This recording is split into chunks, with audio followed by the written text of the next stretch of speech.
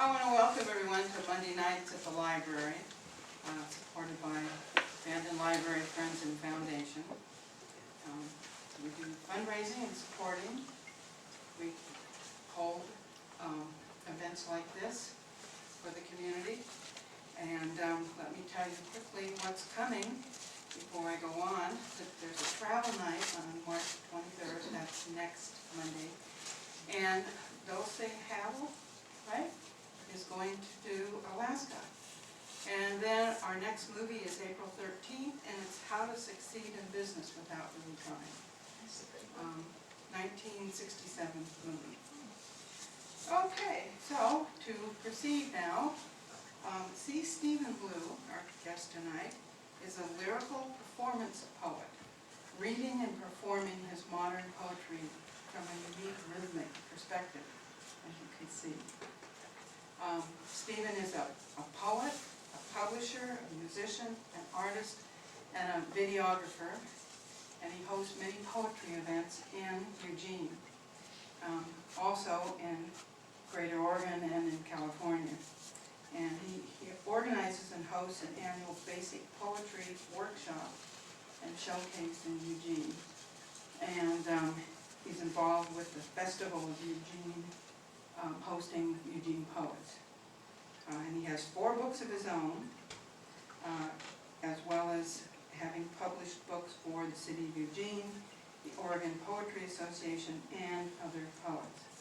And you'll notice the videotaping.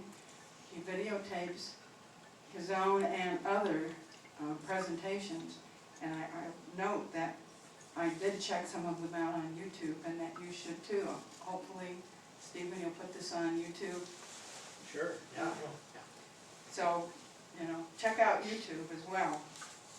And then one other thing, Stephen asked that you hold your applause till the end, because he will be transitioning into pieces. So, just a minor direction. So, please join me in welcoming our guest author, Stephen Blue.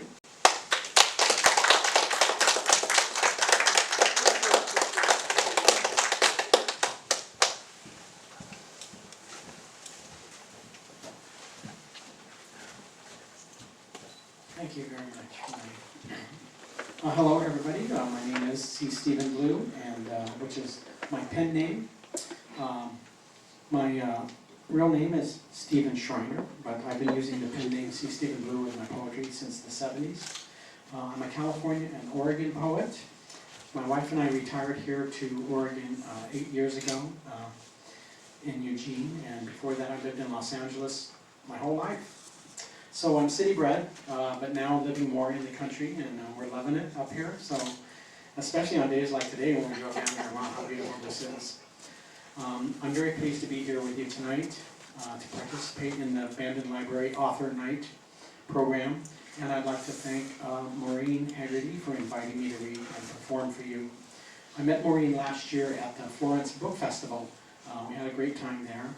And subsequently, she invited me to join you here tonight as part of your wonderful literary series. And I'd also like to say thank you to Megan Maloney as well for all her help. I am a lyrical performance poet. I use rhymes in some of my poetry, which many modern poets do not. Many of my poems are like songs, very rhythmic, with refrains or repeated verses. And some people say I'm similar to Robert Frost and T.S. Eliot in the way I write. I don't know how true that is, but I'll let you be the judge of that. As far as the reading and performance side of my work goes, I like to interpret my poems, accompanying myself with music and hand drums. My performance poetry is more about entertaining you than it is about metaphors. So it's probably a bit different than the readings that you're used to. So I do hope you will enjoy my unique brand of performance poetry.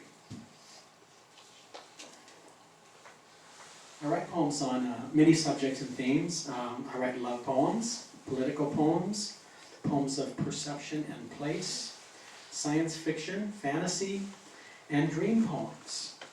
Throughout my life, I've written many poems right out of dreams, very often with little or no revision. So I'm going to touch on several of those themes tonight. If you hear me cough a little during my reading, please forgive me, as I'm really affected by the allergies up here. So I get this little thing going on sometimes, and I hope it won't happen tonight. I have, as Maureen said, I have 4 published books of my own right now, and I've also published other poets through my publishing company, Arrowcloud Press. There's more information on me and what I do back there on the sales table, where my lovely wife Paulette is sitting, so be sure to check it out when you have a chance. I'd like to start my reading off tonight with a poem about place and perception. People talk a lot about poems of place these days. It is a popular topic in writing and in readings that I've attended. For me, poems of place are not necessarily always about physical places or things. They can also be about a state of mind or imaginary places, like dreams. So here's a poem of mine that is about the place of being in the moment. It is titled Serendipity Sessions. In the far-reaching furrows, on the frontier of the future, beyond the fear-founded feelings of failure, lies this moment. Precariously perched in the present am I, and I tumble in thoughts of the deep path of passion. Seems the fashion these days, and I find I'm amazed by the simplest things that a fresh moment brings. Can I linger here long? May the seconds tick slowly as I slip through the shadows of serendipity sessions. For the plans that are painted from the palette of presence are most promising and pure and profound, and it's nice to be around. Do I sense these sensations for the same round of reason that I'm writing these rhymes to arouse you? Are moments just fleeting by, tricklings of time I may come to? I'm here now, I passed them, they're through. Remember them fondly, they spark something new, the next measure of moments that surround you. What? That's okay. If you must, that's fine. As I stated earlier, I like to do poems with hand drums and music. So this is a drum poem, and this is the title poem from my chapbook, Wildweed. I wear gloves because I had hand injuries years ago. They told me I'd never play drums again, but I do. Wildweed.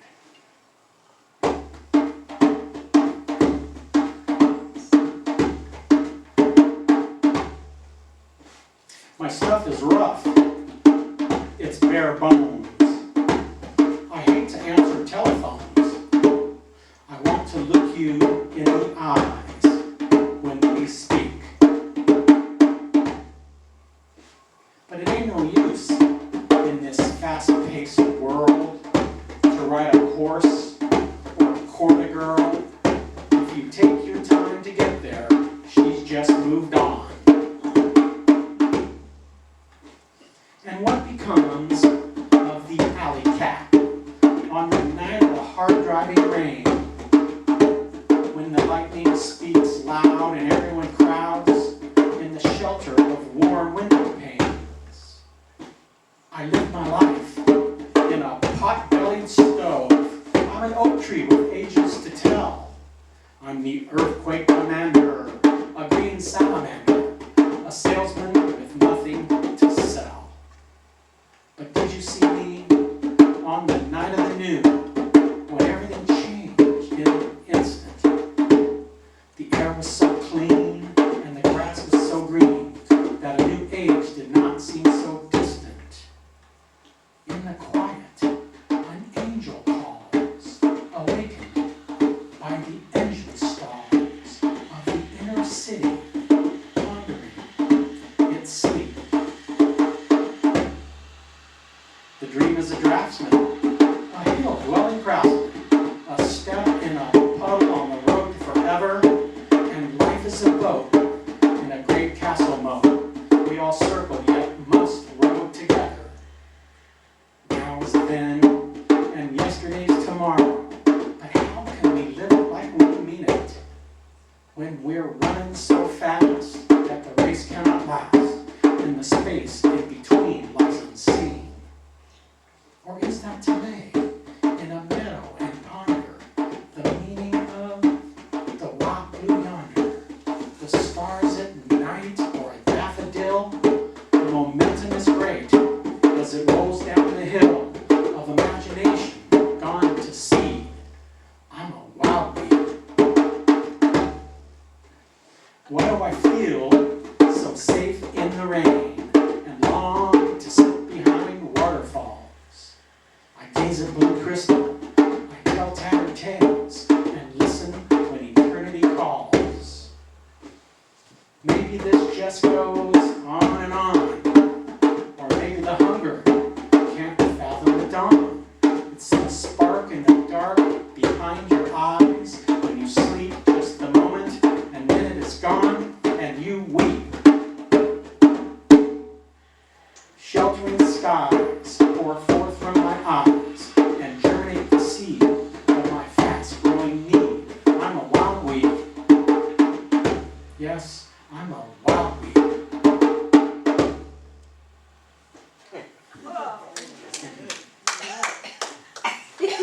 My drumming, I love drumming.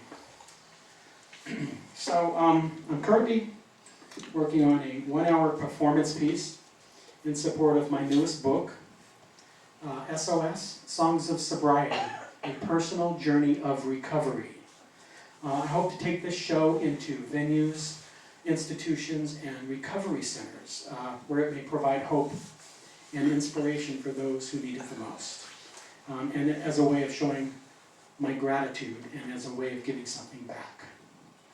This book was over 20 years in the making, and based on my own experience with over 27 years clean and sober from alcohol and drugs.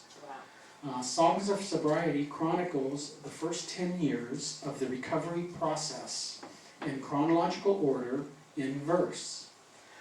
Although I refer to my experience as a recovered alcoholic and drug addict, the recovery process is the same, whether it's for grief, abuse, smoking, overeating, gambling, whatever. Whatever the struggles are, the feelings, problems, and solutions are the same. As my wife likes to say, there's inspiration and encouragement here for anybody, not just those in recovery. Because we've all been through struggles and pain in our lives, anyone can relate to the emotions and struggles that are portrayed in this book. So I'd like to perform 3 pieces from the work in progress for this show. And although some feel this is a rather dark subject matter, I'd like you to understand and keep in mind that this book is about redemption, the redemption of one man's soul.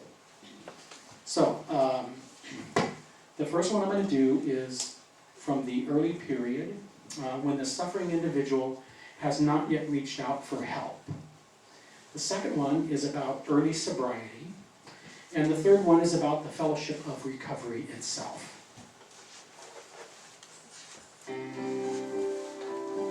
Picture a hopeless drug addict, isolated in his loneliness, sitting in a chair, staring out his window, dreaming about a world he cannot participate in, wishing he could find a way out, crying out in his lonely desperation.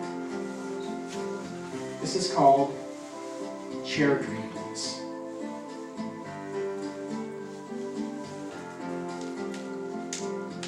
Sitting in my chair, staring out my window, dreaming about all the things I'm going to do and see and be. You're going to love me, and it's going to be the best love ever. If I could just get out of this chair and get it together. Chair dreams, take me here and there. Chair dreams, take me everywhere. Chair dreams seem so crystal clear for a moment, but then they're gone again, and it's just another chair dream.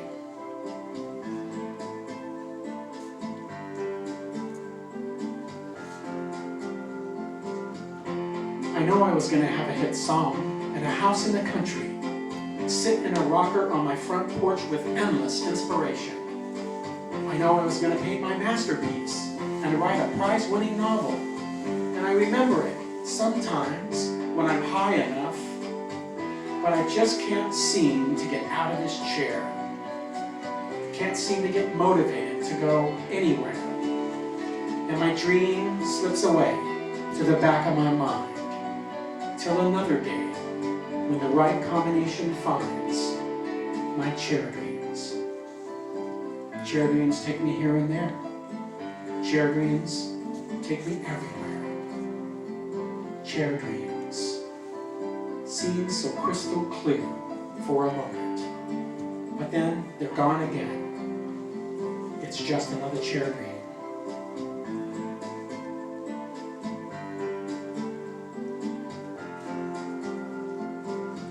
Sitting in my chair, staring out my window, dreaming about all the things I'm gonna be. You're gonna love me. It's gonna be the best love ever. If I could just get out of this chair and get it together. Yes, my chair dreams, they take me here and there. My chair dreams, they take me everywhere. Chair dreams, they seem so crystal clear for a moment, but then they're gone again. It's just another chair dream. Yes, chair dreams take me here and there. Chair dreams take me everywhere. Chair dreams take me out of here. Chair dreams seem so crystal clear for a moment, but then I'm gone again, and it's just another chair dream.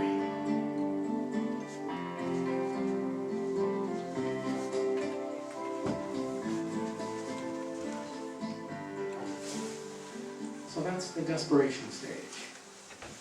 This is newly sober, about 6 months. This poem is based on an actual event that happened to me at about 6 months sober.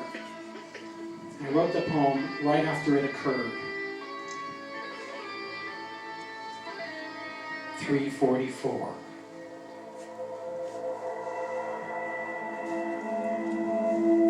It's 3:44, and the dealer's knocking at my door. Go away, please, now, and set my mind at ease. I felt this pain many times before. I don't want to feel it anymore. So go away, please, dealer. Leave me alone. Lord, help me. Don't let me answer. I'm so vulnerable right now. I want to shut out the pain inside, and the dealer knows just how. Please, oh God, make the knocking go away. I like the way I feel life now. It's getting better day by day. I feel so alone right now. Stay by my side. That old pain came back today. I broke down and cried. Tears welled up in me. Resentments were felt. But it's still not as bad as when the dealer dealt. So help me walk through this pain once more, so I won't have to wake up with my face on the floor. It's 3:44, and the dealer's knocking at my door. Go away, please, and set my mind at ease. I don't want to score. I don't want to be sore. I don't want you no more, for sure. And it's 3:44.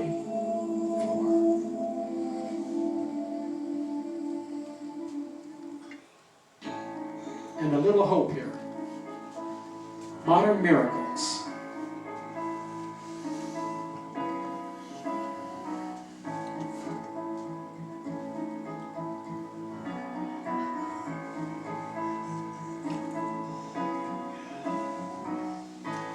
Modern miracles walk through meeting halls, grateful to be alive.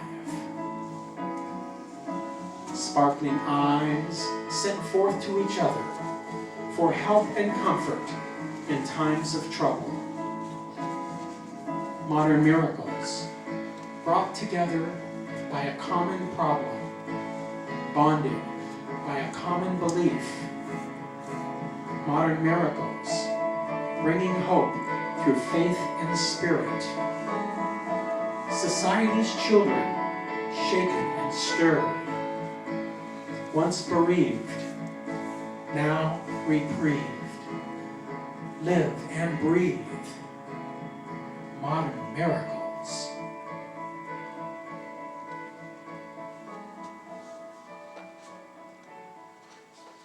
So those were 3 pieces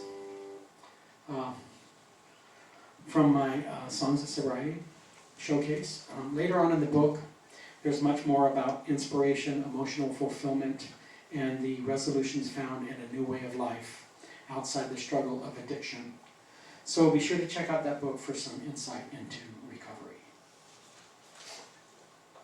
I'm also working on a project called Freeform Jazz.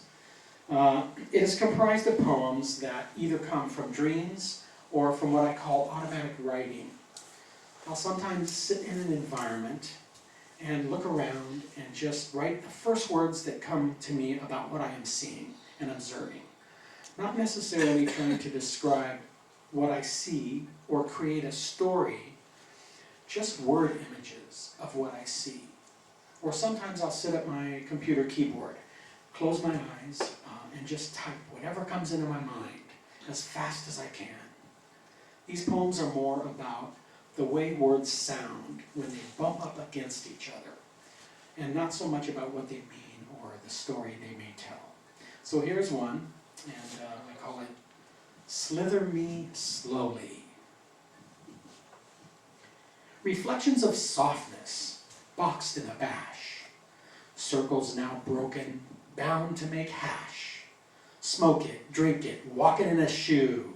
Tiptoe it softly, it's the least you can do. Save but don't spare it, recline till it folds. All this audacity breaks all the molds. Can you compare it to anything sound? Reverse declare it, hell-bent, unbound. You know you can relish it, straight till you drop. Finesse it and quiver from bottom to top. You slip down in passion, encumber it all. Amaze me and faze me, your hunger won't fall. Do my words arouse you, confuse you, conspire you to desire? Define you, incline you, what do they inspire? Bookmaker, bookmaker, bind me a song. Find me a few shots that I can prolong. Bring 'em in bunches, coddle it close. Slither me slowly till I overdose.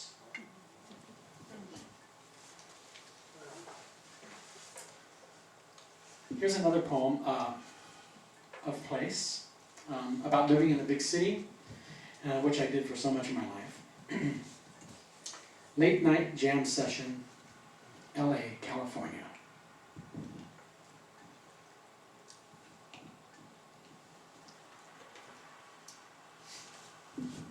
Downshifting. Why is everybody stopping? It's 11:30 at night. This lane will get me there quicker, a truck would say, if it could speak, as it slices its way in front of me like a freshly sharpened knife. Is that a dog pound in the back of your pickup, or are you just overly protected? I want to shout to that man with the wolfhounds in his truck as I punch the FM buttons, as if wishing the right rhythms with my index finger jabs, searching for a song to soothe this momentary anxiety of another unexpected stop-and-go off-hour freeway traffic jam. And for a jam session, I'd rather hear rhythm and blues than NutraSweet synthesizers. Gutsy, straightforward, and to the point. Unpretentious, and you know where to stomp your feet.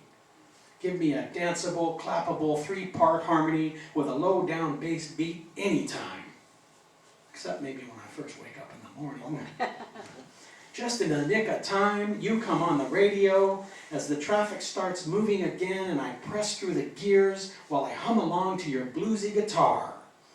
Passing the barking dogs, I look over to the pickup's driver, who peers out from under his crinkled straw cowboy hat. Strawberry cowboy hat. I wonder what soothes him in moments like this. I want to shout, hey, how about some Howlin' Wolf? But I pass. Okay, the theme of love, of course, is a popular theme in poetry writing history. I've written much on the subject myself, so I'd like to do a couple of love poems for you. This first piece is a medley of 2 short poems. The first is a love poem, and the second is a poem of perception. Like a wet rainbow.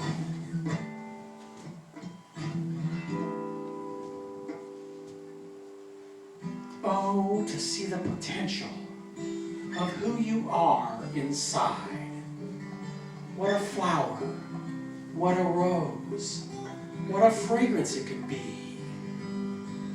To see the colors of you sparkle, shine, drip all over like a wet rainbow. The layers, the coats, could keep you warm forever and could beat the hours of time and the rustiness out of my breath.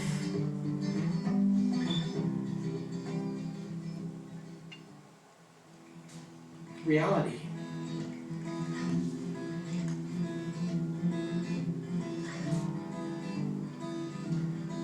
The bright-eyed man walked wearily in the sand.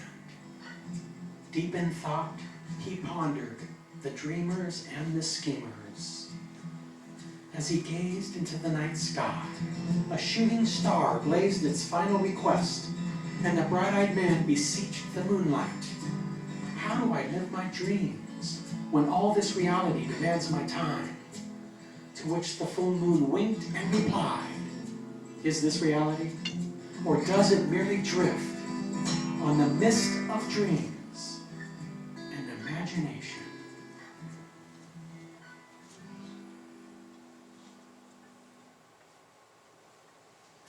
I'd like to thank my good friend Danny Ingalls for the wonderful guitar work on those 2 pieces.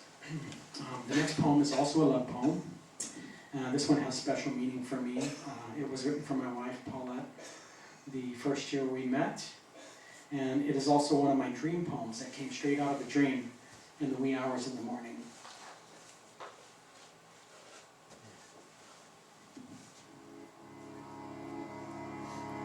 In this moment,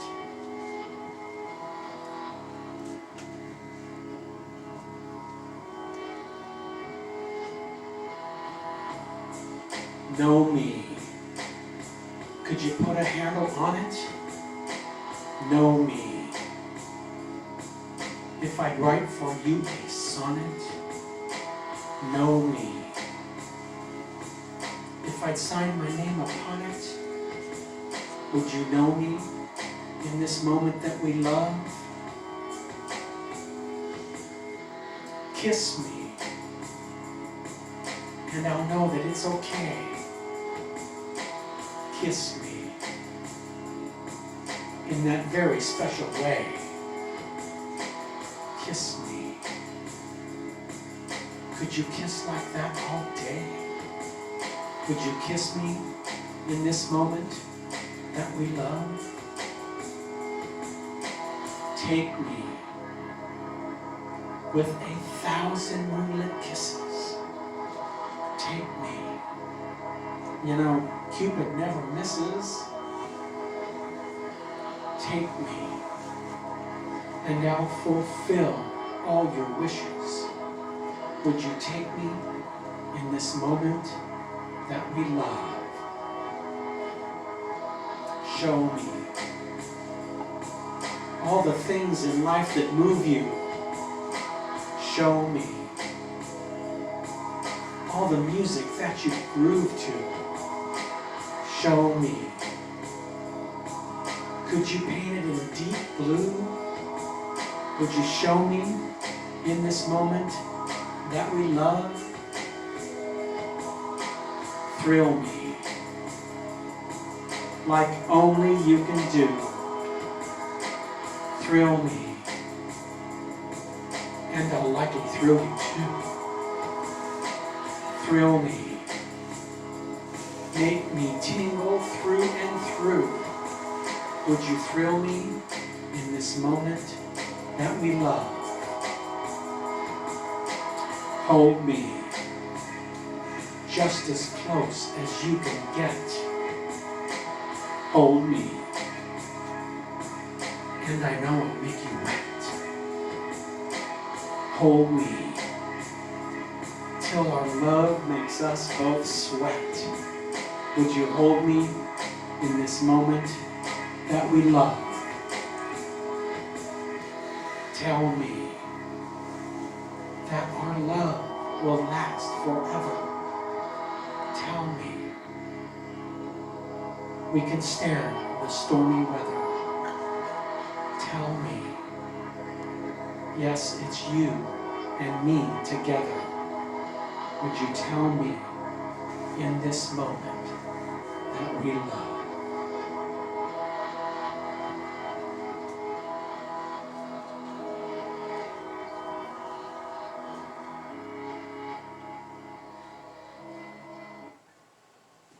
Love poems. I read a lot of political poetry also, and I like to do just one for you right now. I realize that everybody has their own opinions about things, and I totally respect that. We all have our own voice, as we should. And as a poet, I like to voice my own concerns about things, but I do not want to overindulge or burden you with my political leanings, so I will do just this one tonight. I am a pacifist. I always have been. I do not believe that war is the solution to our problems. There are many other alternatives to killing each other. So I'd like to do this poem in honor of the current struggle for gun control and against gun violence in our country. As long as the United States is intent on continuing in this violent, unevolved mindset, I will continue to perform this poem. I wrote this poem back in the 60s, right after my first son was born. The Vietnam War was in full force. Bobby Kennedy and Martin Luther King had just been assassinated, and gun control legislation was in the forefront of politics just as it is today.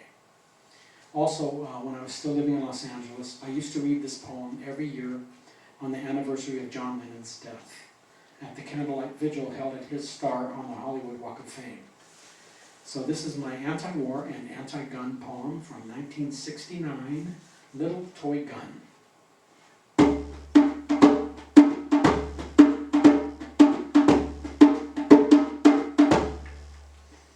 I gave you my name, and you gave me a son. He's starting to walk. I can't wait till he'll run. We'll ride him on ponies. He'll have lots of fun. But don't ever give him a little toy gun. He'll go around shooting you, me, and a friend. But it won't be a toy gun he'll use in the end. He'll find him a real one in the armed forces. I don't want my son taking mass murder courses. So buy him creative things, not for impression. Let him develop his own self-expression. Expression is freedom, but don't get me wrong. I may not be free yet, but I'm getting strong. I have understanding of my own hang-ups. I need understanding so I can be free. And then when our son needs someone to confide in, he always can come to you, babe, or to me. Yes, I gave you my name, and you gave me a son. He's starting to walk. I can't wait till he'll run. We'll ride him on ponies. He'll have lots of fun. But don't ever give him a little toy gun.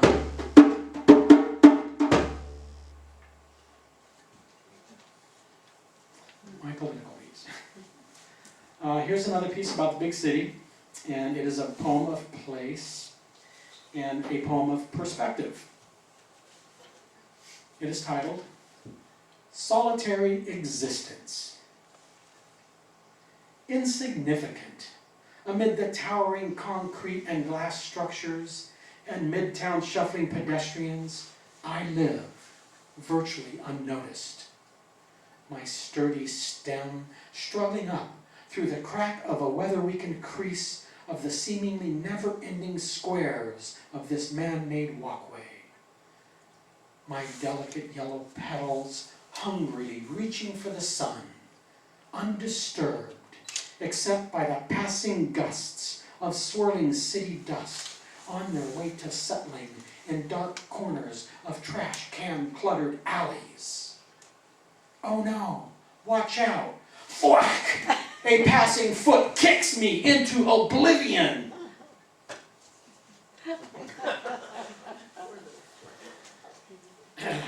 Okay.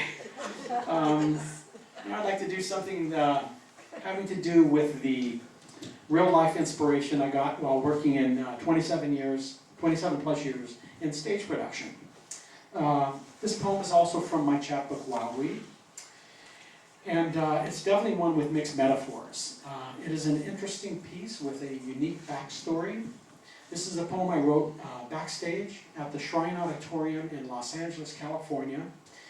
I wrote this when I was working for the Bolshoi Ballet in 1990. First I'll give you the backstory of the writing of the poem, and then I'll read the poem itself. So the poem is titled Poezija, the Ballerina. Poezija is the Russian word for poetry. I wrote this poem for Nina Ananiashvili, who was the prima ballerina of the Bolshoi Ballet back in 1990. The poem is about two prima ballerinas, one about to retire and another one who's just coming up. This poem has 3 parts, and here's the story behind those parts. I was working as the foreman of a backstage rigging crew when I wrote parts 1 and 2 of this piece. It was written literally on a steel beam 80 feet in the air while rigging a new fly rail system for the Shrine Auditorium in the summer of 1990. We were on a deadline to get the fly rail system ready for the new season of the Bolshoi Ballet, which was arriving at the Shrine in 3 weeks. While watching union welders create new structural support beams for the system and waiting for parts to be hoisted from the stage 80 feet below, I found the time and inspiration to write a poem, of course. As I had no pen or paper, only the Sharpie in my tool belt, I used it to write on one of the new steel beams which I just happened to be sitting on. So the original writing still exists on that beam itself, high over the backstage grid of the theater. Then part 3 of the poem was written 3 weeks later for Nina Ananiashvili, the new prima ballerina for the Bolshoi. As it turned out, this would be their final tour performed in the United States before the USSR split apart and the Bolshoi, as we had known it, all but disappeared. This part of the poem was written backstage while I was working on the ballet, as I watched Nina dance in her premiere performance for the season. I later presented it to her, and she in return presented me with an autographed Bolshoi baseball cap with the inscription, "To Stephen, the best poet in America." Oh. This was very flattering to a young man of 40. When I put the 3 parts of the poem together, it became evident to me that the poem represented the retiring of one prima ballerina and the new rising star of another. It seemed like serendipity to me that the 3 parts fit so well into one piece. Near the end of the poem is the phrase, "no feather, no down." This is the Russian way of saying, break a leg. Now here's the poem. Poezija, the Ballerina. 1.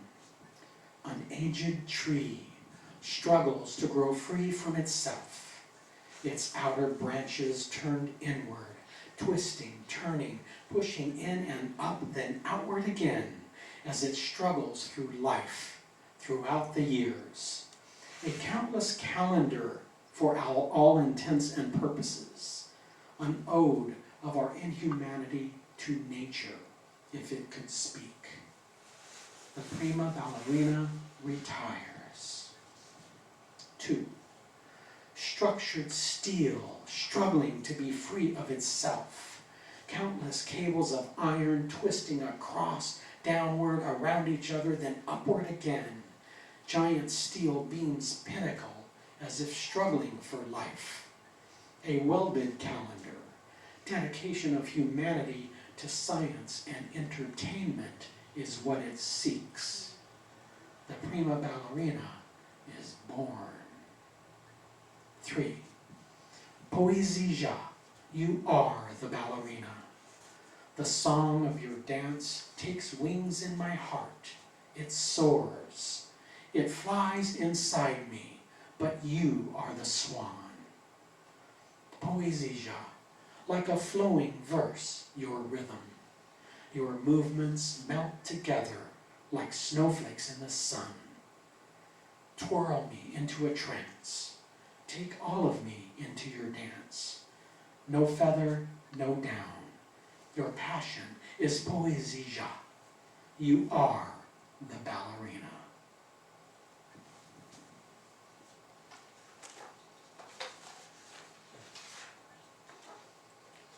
And finally, to close out my reading tonight, I'd like to offer you this one that I wrote way back in 1971 when I had a young man who had just turned 21.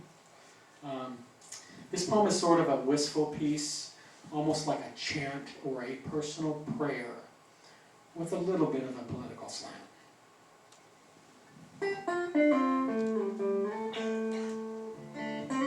Oh, big sky.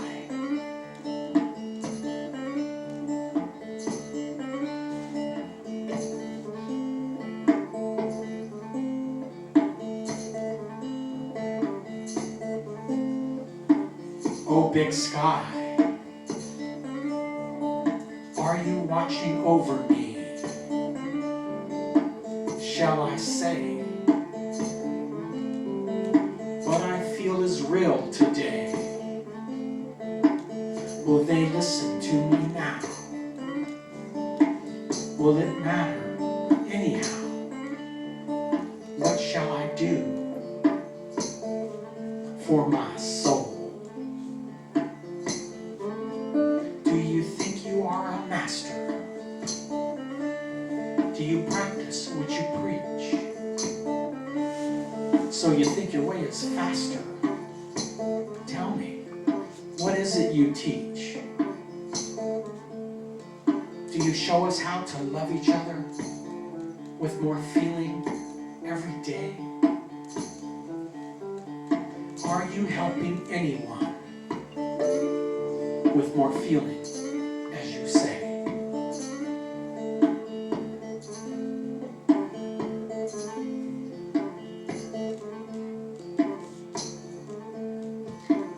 Oh, inspiration.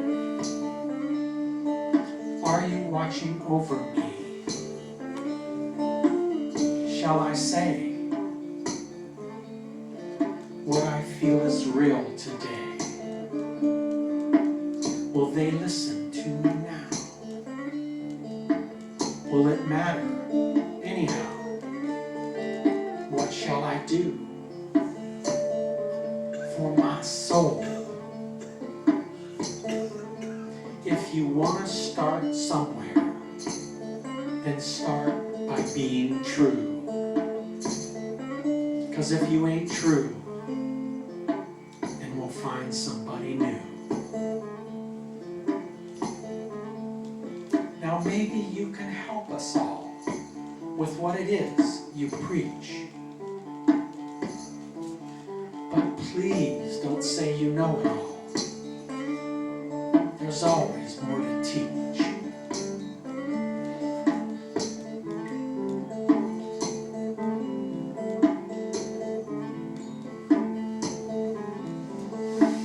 Oh, big sky,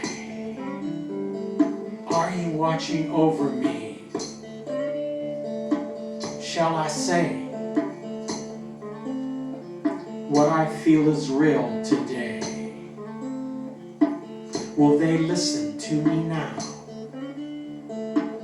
Will it matter anyhow? What shall I do for my soul?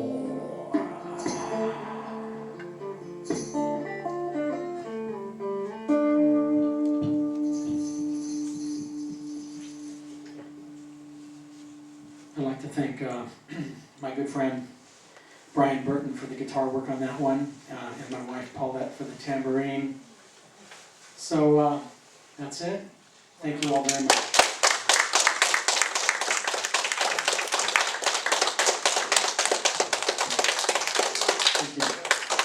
Thank you so much for indulging me. I hope you enjoyed my unique reading style. I know it's different. So I'd just like to ask you, if you'd like to do some questions and answers, maybe about either about any of my poems, my writing, what I do, performing, whatever. How about some questions and answers? I have a comment. Yes. It's really hard to not applaud. Oh, yeah. So consider that. Okay. I don't know, didn't you all feel that way? I Absolutely. wanted to, It's when some of the song, I think for me, it's like, for example, when I was doing the trilogy on recovery, those 3 pieces, they all run together. So when one ends, the next one starts right away, and I kind of just go right into it. So it's awkward for me to try and pause it if there's applause going on. But I think maybe I need to learn how to do that, so that people can applause, and then I can just move on after that. So that's okay, good. I'm just sharing how I felt. Yeah. So how do you, some of these things you wrote a long time ago to music then, or did you add this music more recently, and how do you do that? The music more recently on most of my things. A couple of the drumming parts, like the Little Toy Gun, probably I did that. Not in the 60s when I wrote it, but longer ago, because I've been playing drums for many years. The music and drum pieces with my poetry is pretty recent, since I moved up. I'm more interested in how you have a poem, and then you're adding the guitar and some other stuff in there, and how you conceptualize, or how you're telling the guitar guy Right.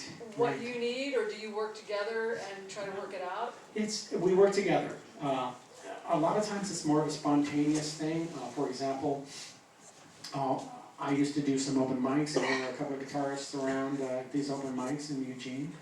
And one night I approached this guy whose stuff I really liked a lot. He's the one when I did those 2 love poems, that was his guitar work. And I said, well, how'd you like to back me up on a couple of my poems, So he just kind of sat back there, and I just started reciting, and he just started strumming, and it sounded pretty good. And so then we got together in my studio and worked on a couple of them. And then I have a little digital recording studio, and so I would record his guitar track, and then add on top of it, add some drums, add some bass, whatever. And then I can either play along with it, or recite along with it. I have some where I actually recite and play the drums and have music going. So I guess what I was also wondering, so that, are you leading the music, or does the music end up leading your rhythm? I'm leading the music. It's always about the rhythm of the poem itself. So I have specific poems that lend themselves to the rhythm of drums, and I like to try and get some music to those if I can, and if I can't, I'll do just drum with it. A lot of them lend themselves to music, and so what I do, if I have a particular poem that I think I'd really like to put to music, sometimes I don't have anybody to play that music. Some of these pieces, like the sobriety one, that real 344 about the dealer with that real eerie music, that is what they call royalty-free music that you can find online.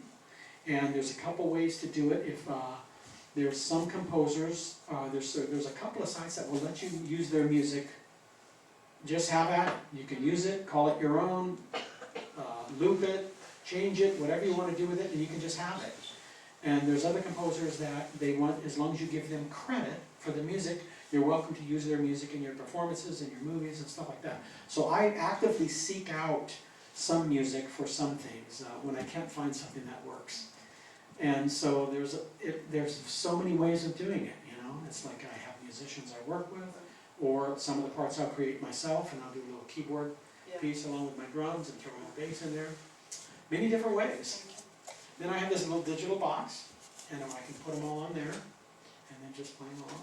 There I go. No, it works out really well, I just wondered how you started Well, thank to you. put it together. Well, I think I started because I've always been a musician as well as a poet. Although I'm mainly a poet, I'm a musician as well.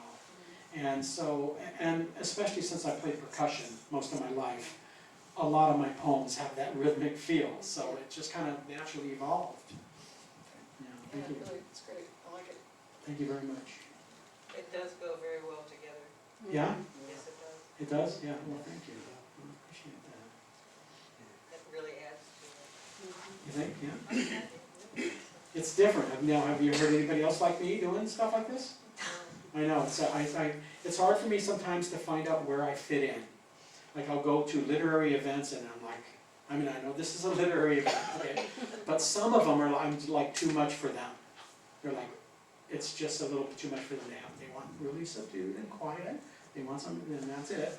And then I go to some, like, I did a reading recently in Corvallis at a venue that was mostly college kids. And I was too subdued for them. They were all like loud and boisterous, and they wanted to make noise and party. And I was like, my stuff was a little too calm for them. So you never know, you know. So I kind of am in my own little space, and it's also one of the reasons that I host events, because I bring a lot of different kinds of poets together in the events I do in Eugene. So I was gonna, just curious, what do you think of poetry slams? Well, I think the one thing that I really love about poetry slams is that they have made poetry really popular again all over the world. They're much bigger in other countries than they are here, but it's getting big here. And the thing about poetry slam, for those of you who may not know, it's a very strict format. It's 3 minutes. You get up on stage, you have 3 minutes, that's it. And you can speak and use body language, or you can read, but nothing else. You can't use music, you can't use props, nothing, only your voice and something that you read. And then they vote on you. They vote just like, you know, they do in what is it, the ice skating, where they call out the 9.9. They have like 5 different judges, and they vote you. So it's a challenge, and it has a winner, and they go on to final rounds, and then there's a grand winner. So it's a very strict format. It's a 3-minute format, but very interesting, you know. Because I was in Chicago where that started, Mark Smith, Uh-huh. in the Green Mill Bar. Okay. But it really took off in Yeah. this country. And it was great because it got people to listen to poetry, and Yes. some of the performers were excellent. It was a whole new way of thinking about poetry, Mm-hmm. instead of just seeing somebody up there reading it. Right. But I hate It's the an idea of, animation. but I also ended up being a judge at a poetry Okay. slam for teenagers, and Yeah. I found the whole thing ludicrous that I It was is. judging Yeah. art. I agree totally. What I always tell people, I belong to this local weekly reading group in Eugene. It's a poetry open mic every Tuesday night, and there's a lot of young kids there in their 20s. And some of them are slam poets, others are just performing poets. A couple like me, but not much. And I forget what that train of thought was going. Judging. Oh, the judging. What we do there, even though everybody's performing and giving it their all, it's about sharing, Right, not about competing. yeah. It's about supporting each other, not judging each other. And that's what poetry really is to me. So that's the part of slam poetry I don't like, yeah, the judging. So, but it's doing great, yes. Yeah, your performance reminded me of beat poetry back in San Francisco about 40 years ago. Yes, yeah. And it gained a lot of popularity, was in a lot of clubs, and a lot of different people did different works, but all with a jazz background. Yes. Some was just a plain drum, some was just a pipe or whatnot, but it was very entertaining. It really was hugely popular. Yeah, and it still is in some circles. I mean, people love beat poetry, and it's more, related to jazz, you know, like you were saying. I mean, it's like they really go well together. There's something about the, you know, how poetry can just go out in its own kind of rhythms, and jazz does the same thing. So they lend themselves to each other very well. You know, I don't really do jazz. When people talk to me about that, they say, well, are you a beat poet? I say, no, I'm a rock and roller. But, you know, it kind of goes the same way a little bit, but I go into more bluesy and rock kind of stuff for my beats, because that's what I grew up with. Anyway, it's interesting, and thank you very much. Well, thank you. Thank you for your comments. That's great. Who else? Anybody? Well, thank you all so much for your and thank you again for having me in Bandon. What a wonderful town. Oh my gosh. My wife and I love the beach here. It's just so beautiful. You guys are so lucky to have this. Huh? You were lucky you came on a really nice day. Yeah, that drive was great today. So. All right. Yesterday was a beautiful day too. Yeah? It's always a beautiful day. If you're a fish.